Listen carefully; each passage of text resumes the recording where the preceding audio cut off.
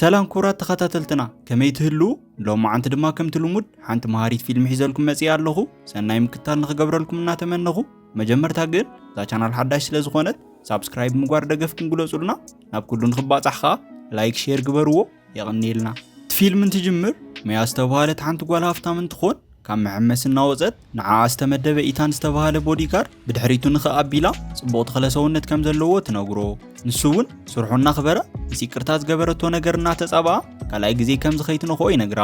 ንሳ ግን ናይ ኢታን ዘረባ ከይኽበረት ፀጊዒላ ክልቲኡ ኢዱ እናሓዘቶ ከም ዝተኸዲኑ ጦጦ ካብ ዝብል ምስኣ ኣብቲ መሐመስ ክዘናጋዕ ትነግሮ ቀፂሉ እውን ዓርሳ ናቡና ፀግዐት ካብ ኣረኣዩ ንሱውን ከም ዝፈትዋ ተዛሪባ ክስዕሞ ፀግዕን ትብል ዓርሱ ብምርሓቕ ይቅርታን ሓተተ ኸባ ይርሕቕ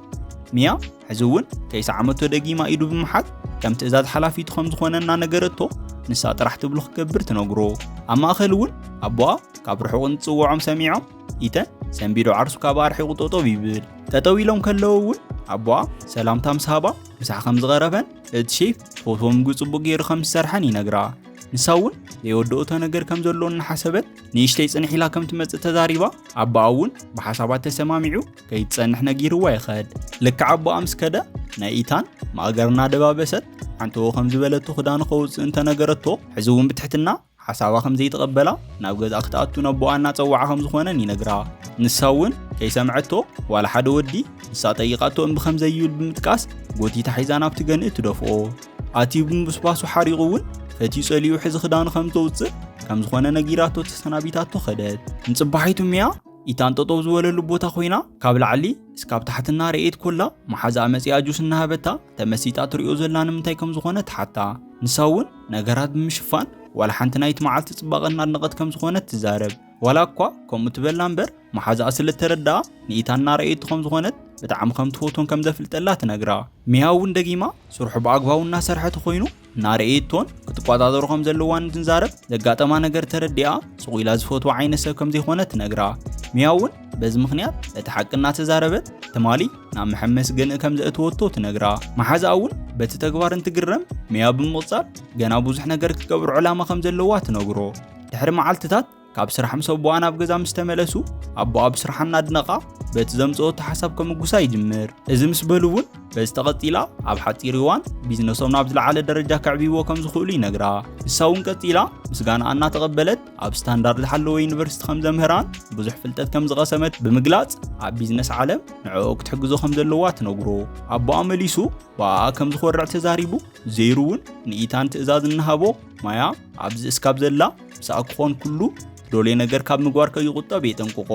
ንሱ እውን እዚ ንምግባር ሙሉእ ብምሉእ ፍቓዱ ምዃኑን ትዛረብ ሚያ ቀፂላ ኢታን ዝተዋሃቦ ስራሕ ከመይ ክሰርሕ ከም ዘለዎ ክፈልጥ ኣለዎ ኢላ ብጎና ዓይና ኢታን ናርኤት ትዛረብ ኣቦኣ እውን መድከም ምዕልቲ ከም ዝነበረ ተዛሪቡ ክትዕርፍ ነጊርዋ ኣብ ድራር ሰዓት ንኽራኸቡ ተዛሪብዋ ይኸድ ኣቦኣ ምስ ከደ እውን ሚያ ኮፍ ካብ ዝበለትሉ ተላዒላ ናይ ኢታን ከረባታ እናሓዘት ኣቦኣ ዝበላ ብምድጋም ትደልዮ ነገር ንኽግበረላ ግድን ከም ዝኾነ ትነግሮ ሽዑ እውን ዝበለቱ ኩሉ ከም ዝገብረላን ከም እውን ካብ ኣርሕቖቱ ከም ዝሕሉን ይነግራ ንሳ እውን ከም ህፃን ጥብቕ ኢላ ክዳኑ ከውፅኦ ምስ ነገረቶ እዚ ልክዕ ከይኮነስ ንሱ ካብ ኣዋላ ሓንቲ ከም ዘይደሊ ይነግራ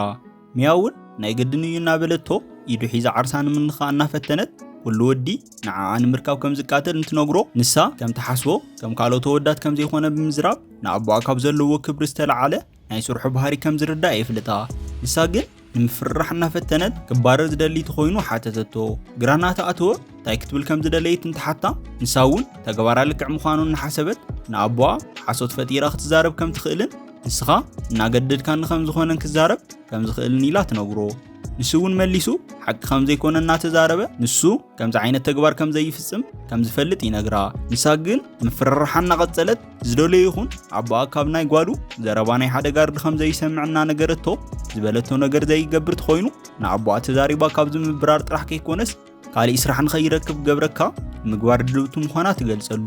ንሱ እውን ዝገብሮ ጠፊእዎ ክትገድፎና ለመና እቲ ምርጫናቱ ከም ዝኾነ ተዛሪባ 12 ሰዓት ኣከባቢ ኣብ ክፍላት ተዘጋጅየ ከም ጽበዮ ተዛሪባ ኣብ ጭንቀት ገዲፋቶ ኸደት ኢታን እውን እዚ መፈራርሕን ምግላጥ ብምሕሳብ ቀዲሙ ኣትዩ ናይ መራኸቢ ቴሌፎን ኣብ ጠረጴዛ ምስ ተቐመጦ ሓሶታን ምግላጥ ብምሕሳብ ንእሽቶን ካሜራ ኣብ ክፍላ ዘሎ ተኸላሓቢዮ ቀሚጡ ይወፅእ ድሕሪ ጻንሒት ሚያ ርእሳ ሒምዋ ኣብ ክፍላ ኮፍ ኢላ ኮላ ኣቦኣ ክሪያ እቲ በሪና እንኳሓኩሐ ስራሕ ምኻድ ትኽእል ኮይና እንተሓታ ርእሳ ብጣዕሚ ከም ዝሕማ ትነግሮ ኣቦኣ እውን ብጣዕሚ ከም ዝሓመመት እንትሰምዕ ናብ ክፍላ ኣትዩ ንጎ ድሓን ከም ዝነበረት እንተስታውስ ንሳ እውን ተቐቢላ ድሓን ከም ዝነበረት ካበይ መፅኡ ዘይተባሃለ ሰዓል ከም ዝሓዛ ሰውነታ ሙሉእ ብሙሉእ እናሓመመ ከም ዝኾነ ትነግሮ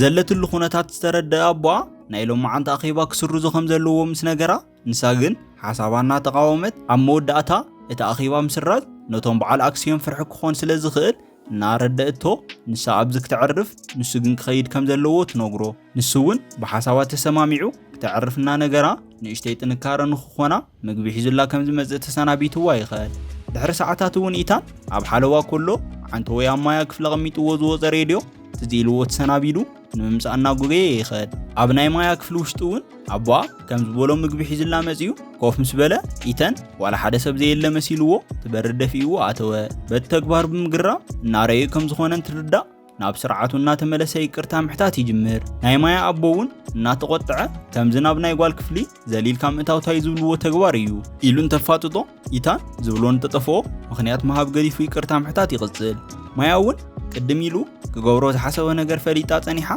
ረሲዕዎ ዝኸደረ ሬድዮ ሒዛ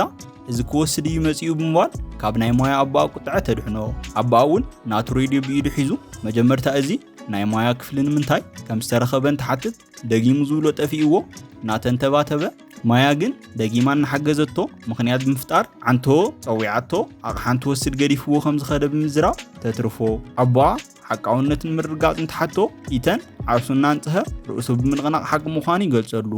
ሚያ ግን ቀጺላታይ ይገብር ከም ዝነበረን ምስትዋስ ደልያ በኣሽሙር ዘረባ ብምጅማር ኢተን ስርሑ ጠንቂቑ ስለ ዝሰርሕ ተኽኢሉ እውን ካሜራ ከም ዝገጥም ኢላ ትዛረብ ኣቦኣ እውን በቲ ዝተዋደደ ሓሶት እናተሸወደ ዋላ እኳ ብስርሑ እንተመስጎኖ ከይንኳሓኩሐ ናብ ክፍላ ምእታው ግን ክድገም ዘይብሉ ነገር ምዃነ ይጥንቅቆ ኢታን እውን እቲ ነገር ከም ዝተረድኦ እንተረጋግጽ ኣቦኣ ራድዮ እናመለሰሉ ደጊሙ ክወጽእ ስለ ዝኾነ ቶም ናይ ምሸት ጋርዳ ኣዘጋጅዎም ይብሎ ኢተን እውን ካብቲ ነገር ብምምላእ ባሂልዎ ትእዛዝ ተቐቢሉ ካብቲ ክፍሊ ይወጽእ ኣቦ ደጊሙ ክወጽእ ከም ዝኾነ ንጓሉ እናዛረባ ከሎ ሰርሖ ስራሕ ምስ ወደአ ከም ዝወጽእ ገሊጹ ትደልዮ ነገር ተሃሊዋ ደው ኢላ ክትነግሮ ነጊርዋ ይወጽእ ኣቦኣ ምስ ወጸ እውን ናብ መሓዛ ደው ኢላ ሎሚ ቤና ኣብ ገዛ ከም ትኸውን ተዛሪባ ተኣኻኺቦም ንኽመጹን ፓርቲ ከዘጋጅውን ትነግሮም እስካብ ሕዚ እናምሰለት ካብ ጸንሐቱሉ ሕማም ተሲኣ ነቲ ፓርቲ ምዝግጃዋት ጀመረት ናብቲ ፓርቲ ዝተጸውዑ ሰባት መጺኦም እናተዘናግዑ ከለዉ እውን ሓደ መሓዛ ኣብ ግዲ ንሓቆፋ ሓቢራቶ ክድንስ እንተገድዳ እኳ ንሳ ግን ዓርሳና ረሓቐት ምስ ዋላ ሓንቲ ድሌት ከም ዘይብላ ትነግሮ ከም ዘይስኸረ ሰብ ኮይኑ ከርዳኣ ተፈተነ እኳ ሓሳባ ከይቀየረት ካብ ኣኽርሕቕ ትነግሮ ሕዚ እውን ሃሊኹ ሰብ ናብ ዘይብሉ ቦታ ከይድና ጽቡቕ ግዜ ንሕልፍ ኢሉ እንትሓታ ካበይ መጽኡ ከይተባሃለ ኢተን ደፊኡ ካባ ይርሕቆ ከምኡ እውን ትብሎ ክሰምዓ ይነግሮ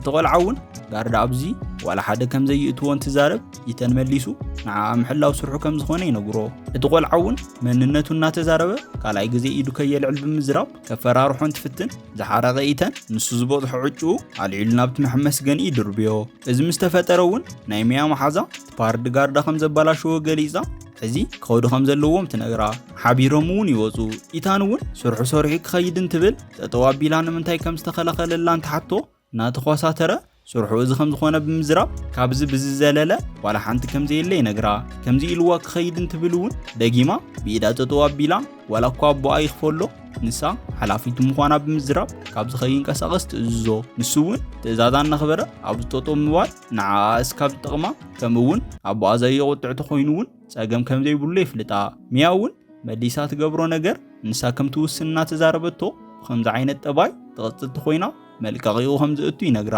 ድሕሪ መዓልትታት እውን ከምቲ ዝለመደቶ ኢታን ጠጠው ዝበለ መሲልዋ ብድሕሪቱ እንትነኽኦ ምስ ዘወረ ካልእ ሰብ ምዃኑ ምስ ፈለጠት ፀገም ተሃልዩ ብዝተኾሳተረ ገጽ ይሓታ ኩነታቱ ጉራና ተኣትወት ናቱ መንነት እንትሓዶ ሓድሽ ጋርዳ ከም ዝኾነ ኣቕሊሉ ይነግራ ኢተን ምርኣይ ዝነፈቐት ማያ ኣበይ ከም ዘሎ እንትሓቶ ኣቕሑኡ እናጠርነፈ ከም ዝኾነ ካብዚ ገዛ ንኽወፅእ እናተዘጋጀወ ከም ዝኾነ እውን ይወሲኹ እንትነግራ እናሓረቐት ከም ዝደለዮ ክለቅቅ ከም ዘይኽእል ተዛሪባ ኣበይ ከም ዘሎ ተሓቶ ንሱ እውን ኣበይ ከም ዘሎ ተዘይፈለጠ ሓቢርዋ ክዳልያ ከም ዝኽእል እንትነግራ መልሲ ክሃቦቶ ጠጠው ኢሉ ኣብ ዝነበረሉ ገዲፋቶ ትኸድ ኢታን እውን ኣቕሑኡ ሰብሲቡ እናወፀ እንከሎ ናበይ ከይድ ከም ዝኾነ ተቆጢዓን ተሓቶ እናወፀ ከም ዝኾነ ብዙሕ መብራህርሂ ክሃበ ይነግራ ንሳ እውን ቁጣዓ እናገደፈት ተፃዋቲት ብምምሳል ናበይ ክኸይድ ከም ዝኾነ እንትሓቶ ኢተን ኣብዚ ፀኒሑ በኣ ክነዓቕ ድሌቱ ከም ዘይኮነ ይነግራ እሳ እውን እስካብ ሕዚ ዝነበረ ኩሉ ናይ ብሓቂ ምዃኑ ስለ ዘይመሰላ ከመይ ንኸወፅእ ከም ዝሓሰበ እንትሓቶ ምውፅኡ ርግፀኛ ከም ዝኾነ ኣብዚ ፀኒሑ ሹም እናጥፍአቶ ክርኢ ከም ዘይደሊ ንዕኡ ዘለዋ ፍቕሪ እውን ብስርዓት ምግላፅ ከም ዝኣበያ ይነግራ ንሳ ግን ኣብኡ ስምዒታ እናኸሓደት ፍቕሪ ከም ዘይሓዛ ክተምስል እንትምኩር ዝብሎ ዝነበረ ከም ዘረጋገፀትሉ ብምዝራብ በዚ ኩነታት ምስኣ ክዘራረብ ከም ዘይደሊ ብምዝራብ ምኻድ ይጅምር ምቑራፁ ዝረኣየት ማያ እናተማትአት ፀዊዓ ጠጠው ተብሎ ክፀንሕ እንትልምኖ ሕዚ እቲ ሓቂ ንክትዛረብ እንትፅበያ ንምንታይ ከም ትፀንሕ ይሓታ ክትዛረብ እናደለየት ሱቕ እንትብል ደጊሙ እናሓረቐ ዝስማዕ ክትገልጽ ከም ዘይትኽእል ብምዝራብ እናፋጠጠ ኣብ መወዳእታ እውን ደፊራ እናተሽኮር መመት ከም ትፈትዎ ትነግሮ ንሱ እውን እዚ ስምዒታ ስለ ዘውፅአቶ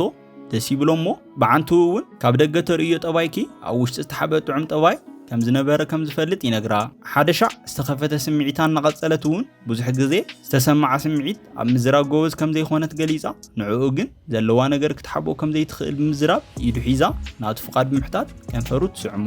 ንሱ እውን ምስ ምምዑ ብምላሹ ምስ ገለጸላ ድሕሪ ሕዚ ተኣማኒ ናይ ግሊ ሓላዊኣ ክኾን ከም ትደሊ እንትሓታ ስርሑ ጠጠው ከም ዘበለ ማመልከቻ ከም ዘእተወን ተዘኻኽሮ